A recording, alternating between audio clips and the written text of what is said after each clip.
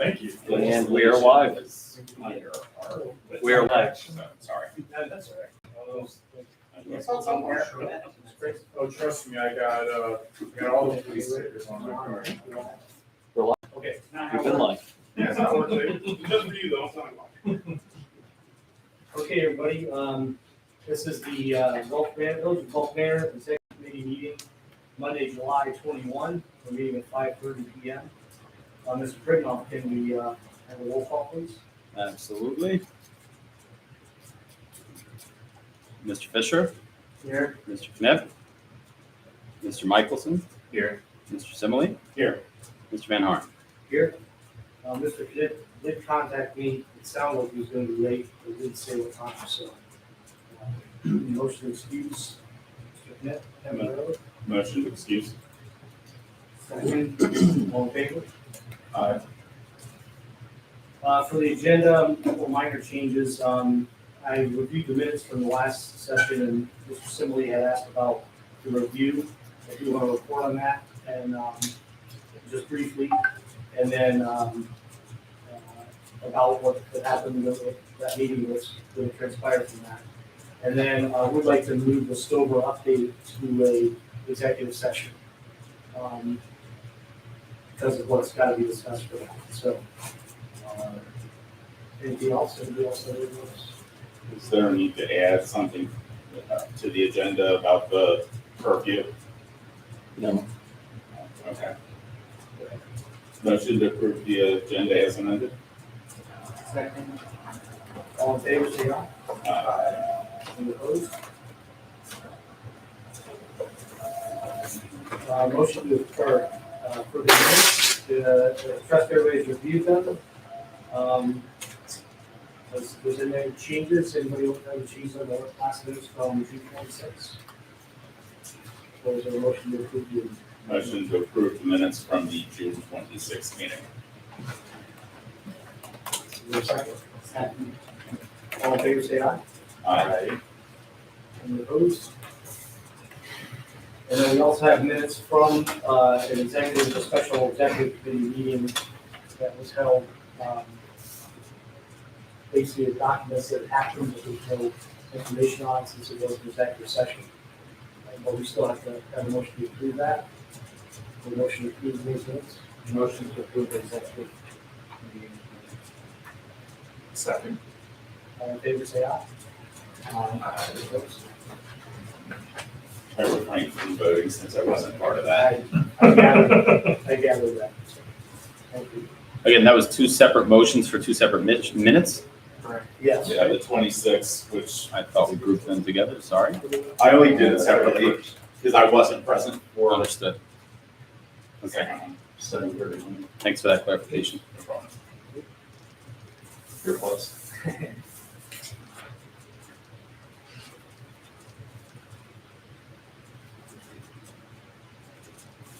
Thank you. Okay, new business, recently there's been a lot of discussion and events happening at the park.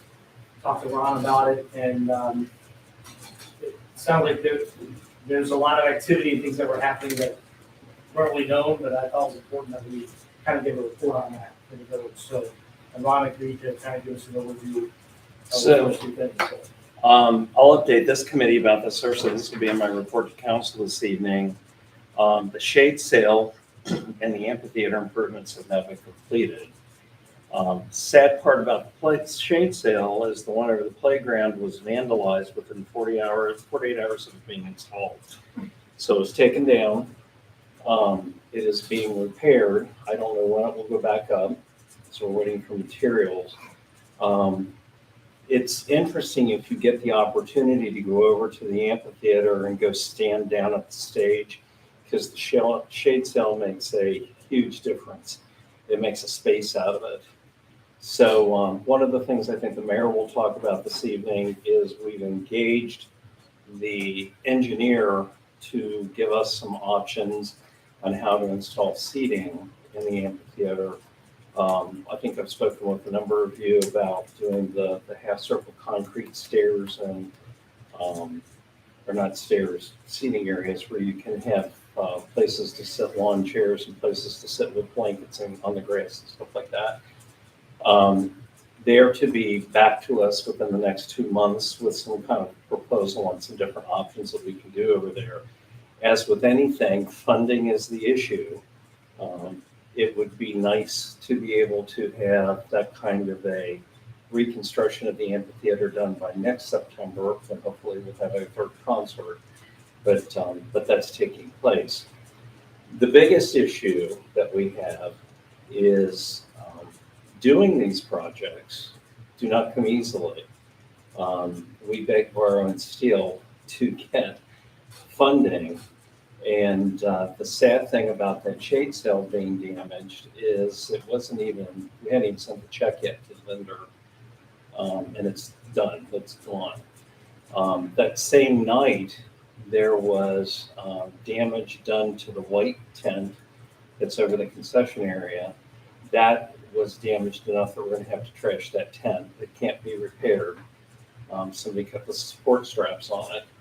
And then the other one, which is gonna cost us quite a bit of money, is the shade over the 2 fixed benches next to the playground area. That was also sliced, so it has a good 2-foot cut in it. Was the sail over the amphitheater also sliced? No, the amphitheater is fine. I thought you said the shade sail. Shade sail that was over the playground. Oh, okay. So there were 2 different shade sail projects that took place. So it was mentioned on Go Golf Manor that this happened, and everybody speaks up and says, oh, we need cameras, oh, we need locks, oh, we need this, oh, we need that. And cameras, locks, fences are not going to curb this problem. This is a community issue, and we need to find a way to talk to the community about accountability and supervising people's kids, people supervising their kids. What I've been told, and I'll let Captain Reed speak about this, I think we all have this idea right now in our minds that people using the park are families with kids and doing picnics and stuff. And when you talk to our police officers, that's not the case. It's unsupervised children and teenagers, many times not from our own jurisdiction. In fact, I'll let Captain Reed relate this about the events that took place the night that we believe this vandalism happened. There were some other things happening in the village. Would you like to speak to that? Yeah, so the night that the shade sails were damaged, I got a call about around 9:30 or 10 o'clock. There had already been 3 stolen cars in the village and another attempt. And the corporal was asking me to authorize additional personnel to come in to try and curtail that. There's a group of juveniles that they continuously deal with, and they had dealt with them and pretty much been chasing them around the village all night as this was unfolding. So we authorized the additional body to come in, and that kind of stopped everything, but we think all this already occurred. It was a busy night for us. It was a Sunday night, I believe. Sunday, which is our worst day, and just with 2 people, we just can't keep up. So the unfortunate thing is a lot of these juveniles don't even live here in Golf Manor. They come from under the railroad tracks.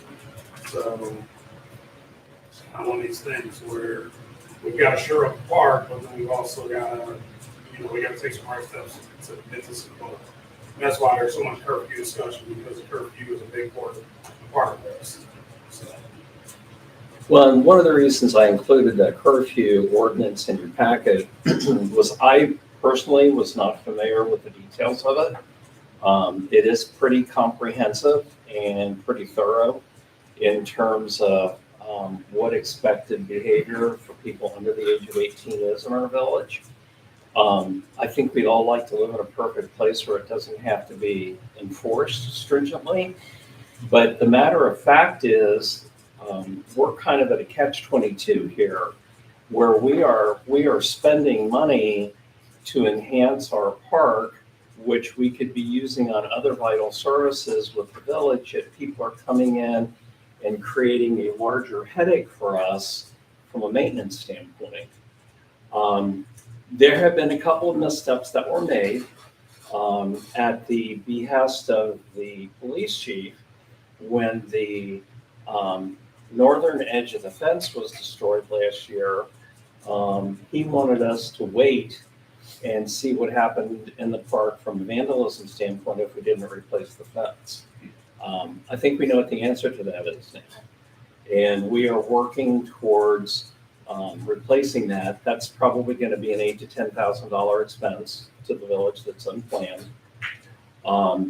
We're looking at, and then once you lock the park up, it creates another whole issue of problems, or another whole set of problems. Then it becomes people complaining that the park's not open because on the weekends, we don't pay anybody other than police to be here. And the police department then becomes responsible for opening and closing the park. And they may be on calls during the time frames the park is supposed to be open. So then we take a hit because the park's not open or the bathroom doors aren't open. And it's just a snowballing thing. As a body, you guys have to look at this as what we can afford, what we have staffing to do, and the administration will come up with recommendations on things that we need to do to be able to secure that park. Somebody was fervent about, well, we need to have cameras in the park. Well, guess what? There are cameras in the park. They didn't catch anything. Part of that is because the park was dark. Also, some of those cameras, because of foliage, are now blocked. So we need to look at those kinds of issues. But here again, we're spending time on dealing with those kinds of issues now that we should be spending on doing other services in the village for people. So it's fine, we can do that. But what I'm really concerned about is that we're not creating more work for ourselves that we can't handle from a long-term basis.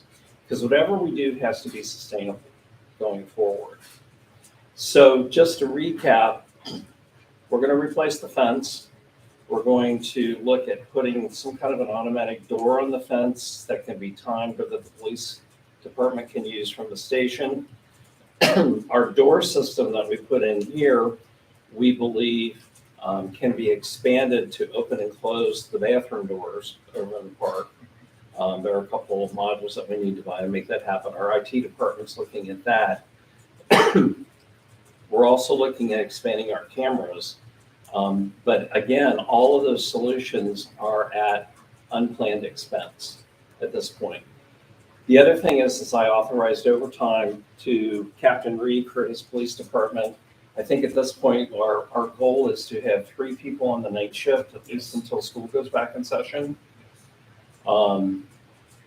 The other, and on that subject, the other thing that I find interesting is our curfew says people who are underage and should be in school are prohibited from being on the streets of Gulf Manor during the school day. If they're somewhere they need to be, they're under the control of their guardian. So the issue becomes, how do you place that accountability on people who need to be controlling the people that they're responsible for? And that's a big issue. It's a huge issue. But you know, from a dollars and cents standpoint, it's costing us money. And we need to figure out how to try and contain it or end the vandalism. I was hoping we'd get through this summer with nothing happening. It was just very disheartening to walk over there and see the damage. And I can tell you that one of the things that we're looking at doing is, rather than replacing that tent and using it the way we're currently using it, is we're looking at putting a permanent structure there. Jim and the maintenance department believe that they can do that. So we're gathering information on cost and materials. However, there are times when we need a big tent like that. And that tent survived COVID and a couple of summers. It's just unfortunate that it's been destroyed now, because we really could use it. So that's my sob story. When we discussed it, you mentioned possibly lighting too, with the weekend. Yeah, so I've reached out to Duke Energy since we've completed our contract to do the LED lighting. There is no timetable yet for that, but I've asked them to put us in touch with someone to look at what an LED project in the park might look like, how much, where, those kinds of things. So I think if we intend to want to keep using the park the way we've used it for the past couple of years, we do need to have some lighting. So it just makes sense. And I think it makes sense to light it up like a Christmas tree and have it. And have it maybe be automatic, like if somebody walks in, maybe it's on till 10 or 11, but then if somebody walks in, it comes on. Sure, that's a possibility. And that would turn a lot of people. LED power or LED powered lights will be a lot cheaper than the sodium options that have been used in the past. But it's interesting. I recently got a subscription to newspapers.com, doing some other work, and I've just been searching Gulf Manor to see the history of the village.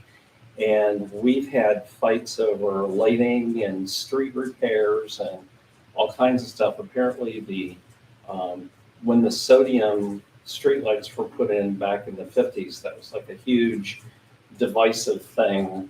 That some people wanted the village to be dark, some of the people wanted it to be light, and it was like people were taking sides on the issue. So, it's evolution, essentially. Yet some things never change. Some things never change, yeah. In fact, if you have the opportunity to look up the controversy over Englewood Avenue and paving it, happened in 1950 and it happened in 1977. So actually this time it went pretty easily. So I'm out of things to say. I think Jim knows this, but whoever the former service manager was, Wayne, no, it was the other guy, but former administrator? there was a heavyset guy that worked on maintenance, but he was kind of I can't think of his name. No. I'm sorry? Who was the guy that died? Oh, that's Right. that's right. Oh, over in. Oh, Dave Hubbard. Yeah. Hubbard, That's Dave Hubbard, yeah. He actually poured pylons for a future shelter on the thing. You could see the squares, and they're supposedly code. And he did that purposely when they did that concrete, so that we would have to build. So I don't know if Chip knows that pylons, if that fits the plan, they're already there. I think there's 6 of them. Yeah, and that's what our intent would be, is to build based on what's there already. So I think unfortunately the design of that building is not ideal. It really should be bigger. I'm not sure how anybody arrived at that, but it's what we have to work with, and I think we can make it work. It just needs some enhancement. So Do you think we could consider getting an outside designer to look at all these issues? Because I'm sure we're not the first ones to deal with this, and actually look at the park, have a new light, and say, here's how we could change design, here's other ideas. Because I feel like, I don't know, I mean, I have ideas, but I think there's people that are smarter than me. I can use the guys we use to do this. So I would say I appreciate Mr. Bussey's work on the park committee. I think would be stimulating for us to have discussed outside of us, because not only is it us, but I think, neighboring communities, if we give stuff, the more we have them involved in maybe using our facilities too, I think that's a good thing for them. And they basically said they would, it's off the cuff, based on the size of the park, or whatever, they would be able to do maybe 3 designs, up to 3 for like $15,000, based on the information that we do and things like that. Where they could actually, and that would include kind of all of those, that information, their expertise, and the other things that are out there. So that might be worth it to consider, just because if we're spending $15,000 on repairs, they may have ways to say, you know what, this is what could really change vandalism, I mean, I don't know, I'm assuming that we dealt with that. Well, I guess the point that I would make is right now we are building the base of the park. So we need to do things that aren't sexy, like building the walls and fixing the sidewalks. And to a point, things like planting trees. That kind of stuff are things that we can use to build on in the future. Because what we would envision is having a seating system in the amphitheater that would allow us then to go back into that triangle in that area that comes out from it where people would stand and fill back in with topsoil and seed it with decent grass. When they were putting the stanchions in for the shade sails, they found that the dirt back there is just horrible. It's just dirty fill dirt. There is no topsoil, which is why it's taken as long as it has for grass to grow over there. Those are the kinds of things that they don't seem like they would be huge enhancements, but you think about August night breeze, soft grass, people enjoying time sitting in chairs and stuff like that. That's the kind of thing that we want to be shooting for in the future. So I would ask Captain Reed, do you have any other recommendations that your department needs at this point to help us curb what's happening over there? Not really. Just we got to shore up the park. I mean, we got too many access points to get in and out of. We damaged. So lighting's critical. I don't know if we can wait for Duke Energy to decide what they want to do. I know we did the parking lot here at B&J Electric with these LED panels. And those are perfect. I mean, if we had 2 of those just on the corner, that illuminates the majority of the park, with what we need covered. And I don't think that would cost us a lot. We just need that sooner than later. I know we discussed some other camera options. Some of that's already in place. So, I mean, that's pretty much where we're at. I mean, I would like to have better means for the police to actually get in and control the park and to deal with somebody if they encounter somebody. I.e., if you make an arrest in the back of the park, do you want to walk that person all the way across the park, or do you want to be able to put them in some kind of vehicle and drive them across the park? But, I mean, that's an argument for another day. But, I mean, I think you pretty much hit the nail on the head with the immediate needs. We just got to figure out how to fund it and get it done. We'll do our part. We'll do all we can. It's just people have to understand and realize and be patient. If there's domestic disturbance somewhere and there's 2 officers working, that's a 2-person run. So both of those officers are going to be at that house on that disturbance. So during that time, the village is free reign. So bringing a 3rd person on is what we'll do for now. That's not a long-term fix, at least not in our current budget situation. We'll have to discuss that. But like I said, we're here to do what we can, and we'll do our best. Want to discuss lighting? What's that? Want to discuss lighting? Yeah. Privacy of people. Anything else? Okay, thank you, Ron. I'm going to try to do this in like 10 minutes. I want to move the Stover update to the end because that's going to be the executive session. But when Andy was here, he and I started a historical record of what our taxes have looked like in the village for the last 20 years.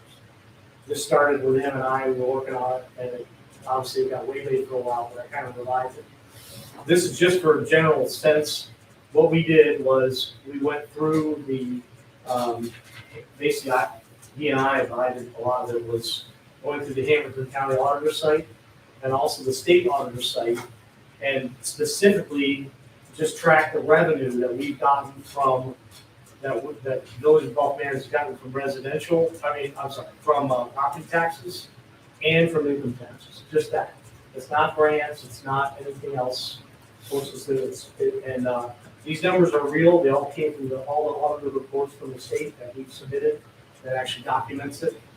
And it tracks our millage rates and different things. So what I did is I put 3 or 4 charts together just to show some history because to me, history brings some wisdom to what we've been through and maybe what we're trending. It's open for discussion. We can't necessarily, we can extrapolate a few conclusions, but to me, it's really interesting. Can you go to the PowerPoint, Ron, please?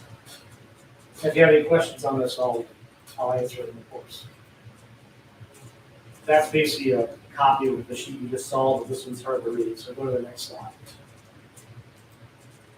So is this something that's part of the packet? That like, are we able to bring it up? No, I just had it on a flash drive right now, so I'll be happy to submit this.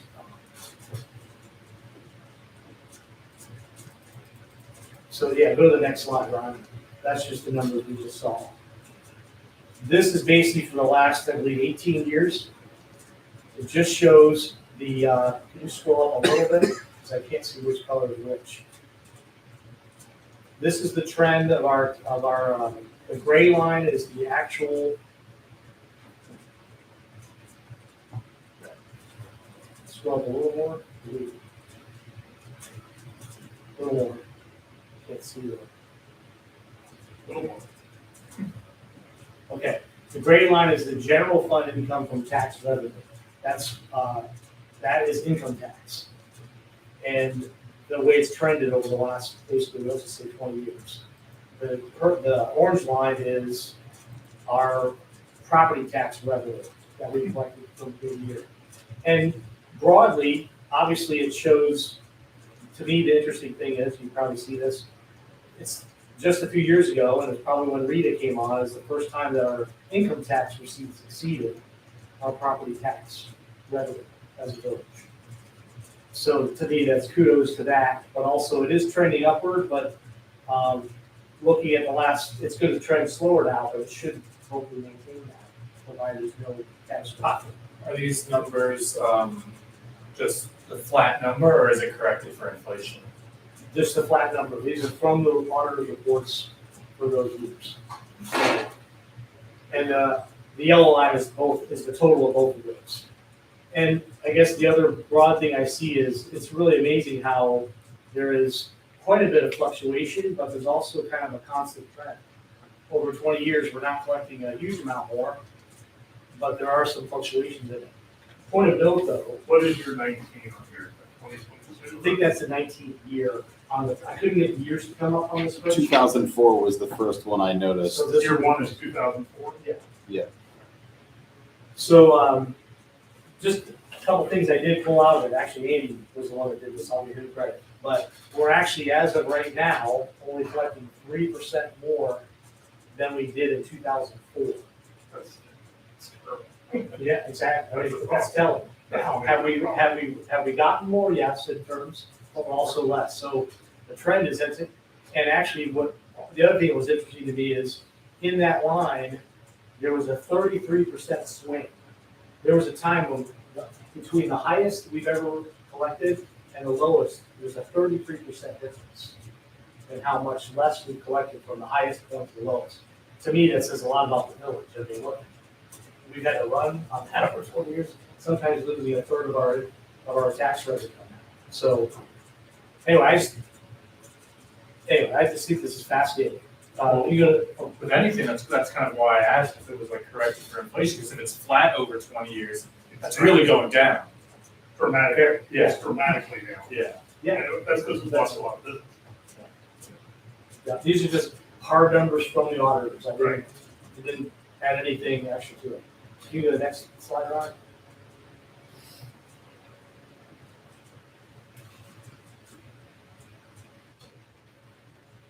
Okay, this one is a little funny, but basically, this is the millage rate is the orange line. What's happened to the millage rate?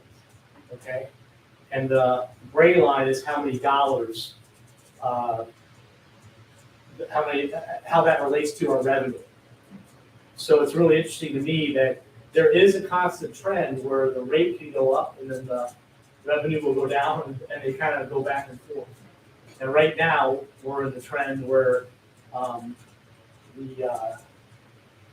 see, the revenue related to the rate appears higher than the revenue that we're actually receiving. Which is why corrected for inflation. Exactly. Not a good story, Exactly. which is a credit to the management in the last number of years. We've recovered. Well, when I talked to, yeah, okay, go to the next slide, Rob. This is just a bar chart. The bars show the total property values that were by year that we had as a village. And then against that is the revenue that was generated from the property value. So you can, to me, you can see a couple things. Way back when property values were quite a bit higher than what we were collecting in relation to those two numbers, then all of a sudden our revenue started to go up. Then you can see the property values dropped. The revenue obviously followed, but it trended a little bit slower. And now, right now, in the last 4 or 5 years, it kind of says, hey, our property values have gone up, which makes sense.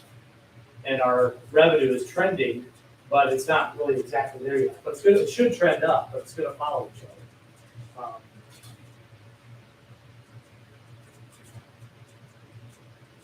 So I think I think those are the 4 slides.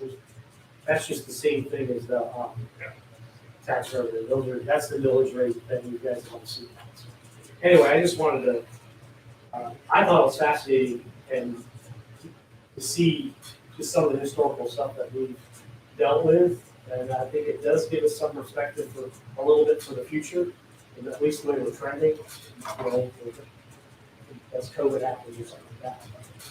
So, any questions on that, or? So you may have heard me say before that our revenues, once we plug the leak we had in our revenue, they have not dramatically increased. However, our expense control has gotten dramatically better, which is why we're doing more with the same revenues now than we did, and we also now have a reserve. As the fiscal officer would warn me, as he does on a regular basis, that reserve is great to have, but it's also money that's spoken for already with road projects and stuff like that.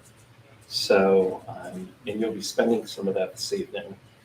But I think what it tells us is overall is we still need to be very cautious about expense control and make sure that we're getting the best bang for the buck that we spend. And I feel confident that we do that. And things are going to come up.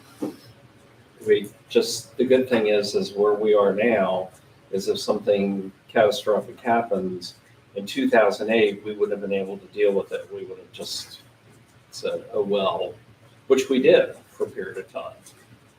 And things fall apart because of that. Today, we don't have to do that. There's other things I didn't want to get into, but I'm sure Lou and Sharon and Ron could, and obviously too. You can see where things happen. Like if we added a street levy, but this went up and this and that, you know, but I don't want to get into all that. That historically, because I kind of figure some things out, but some things are out of it. You know, where it's just the way it all works. Anyway, thank you for your time, and I hope that was somewhat insightful. Okay, I'd like to move to, if there's nothing else, I want to move to an executive session regarding, basically it would be about the purchase of the property, potential purchase of the property. The one thing I want to ask is, you had talked about briefly giving an outline of where things stood with Ron reviewing, does that want to happen before or after a? Okay, I'm sorry, I was gonna report that first after I said it, and I forgot. I saw, we did have, the review session with the executive committee. We were not able to complete, what we hoped to. And actually, I would like to set the next meeting, that we're gonna set another meeting, if we do that tonight, right now, we can announce it now. I'll have to contact Danny, but usually Danny's available on Thursdays and Fridays. We'll start there, for the next one. So in this meeting, you can call a special session without having to go through the notification and all that sort of stuff because it'll be in the minutes. So if you have a Right, date and that's a time now, Yeah, that's kind of why I learned my lesson. That's why Freaked out my landlady, when the police came knocking with, the notice. And she called me, I was at work. She's like, the police are banging at the door, like, what's going on? I'm like, Paranoid. Yeah. Damn, it's okay. it's just us. You never know which oh, did mailbox. she come down? Yeah. I still know what mailbox to put it in. It's okay. I'm surprised you found it. I've been bugging her to replace the numbers on the building for a couple of years. now. Yeah, I had to Google it, look at Google image. Few addresses, we knew that. Yeah. Now we know. It's the one without an address. So I guess the first Thursday, I think Danny will be available. We'll have to check other days. It'll be August 10th. I am available that day. You guys are available. What time? I would say the earlier the better. 5:30, 5, 6, whatever you guys. I'm available that day. Again, earlier the better would be for me as well, but I'm available anytime after 5 p.m. I'm not available. That's really good. Well,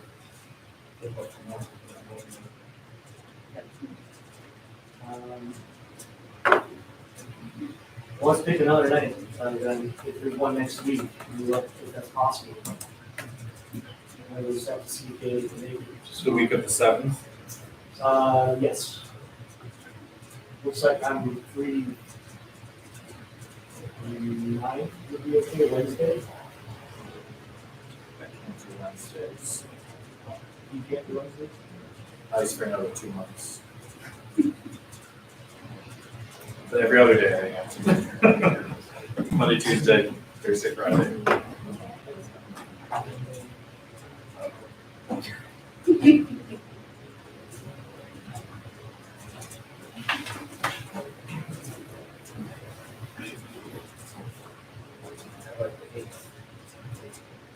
Let's see what that can. Until you. And then Dane is generally available after 7. Okay. So we pick a date and a time and we have to adjust the time. I'm sorry, We pick a date and a time and we have to adjust the time. correct. It's easier, right? If whatever's in the minutes this evening is what you have to do. If you change it, then it has to be posted and everybody notified.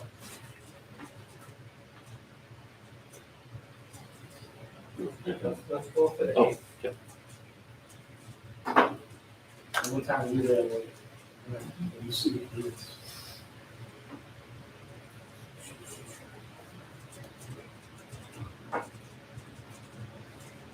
Make that 5:30. Plan on 5:30 then.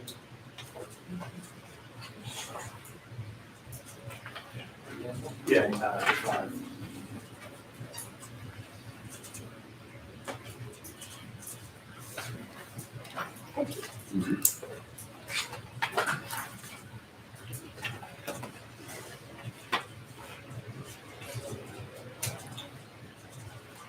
Okay, so we are scheduled for Tuesday, August 8th at 5:30 p.m. Somebody make a motion. Is that a motion? Yeah, we can make that motion. And second, Second. all in favor, say aye. Aye. Aye. Any opposed? Okay, thank you. Steve. I mentioned it, but I missed it. Okay. I need a motion to move to executive session for the purpose of, So we're going to do an executive session on this matter in council this evening. And the legislation is in the packet, the matter I have is different than the one that's in council. okay? motion to move to executive session for the purpose of discussing property acquisition. All in favor, say aye. So who do you want in the room? I think it's appropriate to have Lou here and also Ashley, if that's okay. What was the date? No, this is for executive session right Oh, now. okay. Council member, July 31st. Oh, thank you. 6:15. So, My jacket comes off, you know that. Oh my God. Number rumble. The tie's coming off. So is Melody's. Oh, yeah, the other ones, say links on the. okay, so we're now in executive session, right? I'm in a mood where I can hear better. Okay, but that's the coolest they- spot. It's hot down here. Hang on a second, let me kill the stream. What did you say?